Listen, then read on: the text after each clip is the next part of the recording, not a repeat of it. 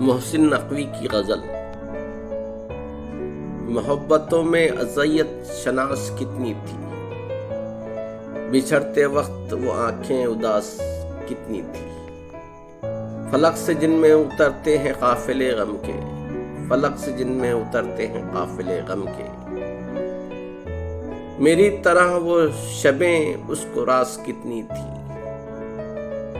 गिलाफ जिनकी लहद पर चढ़ाए जाते हैं, गिलाफ जिनके लहद पर चढ़ाए जाते हैं। वो बस्तियां भी कभी बेलिबास कितनी थी, वो बस्तियां भी कभी बेलिबास कितनी थी।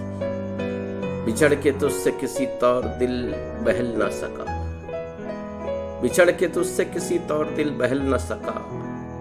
निशानियां भी तेरी मेरे पास कितनी थी, निशानियां भी तेरी मेरे पास कितनी थी। उतर के दिल में भी आंखें उदास लोगों की, असीर वहम वो रहीन हिरास कितनी थी, असीर वहम वो रहीन हिरास कितनी थी। वो सूरतें जो निखरती थी मेरे अश्कों से, बिछड़ के फिर न मिली नास पास कितनी थी। जो उसको देखते रहने में कट गई मोहसिन, जो उसको देखते रहने में कट गई मोहसिन। वो सातें भी मोहित हवास कितनी थी, वो सातें भी मोहित हवास कितनी थी। पसंद आए तो लाइक शेयर और सब्सक्राइब करें। सुनने का बेहद शुक्रिया।